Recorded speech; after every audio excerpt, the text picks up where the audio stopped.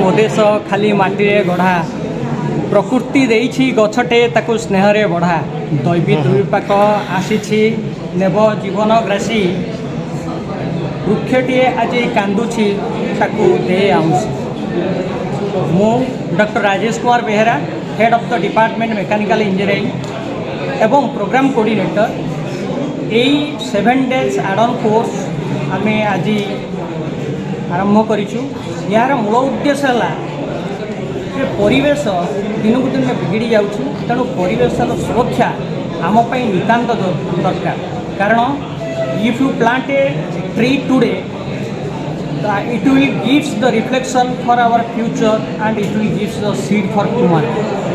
So सेथिपाई आमे समस्ते जदिओ यह इंजीनियरिंग कॉलेज एवं कोर इंजीनियरिंग कॉलेज किंतु परिवेश संतुलन आम इंजीनियर मानकर प्रथम और प्रधान कर्तव्य। Thank you.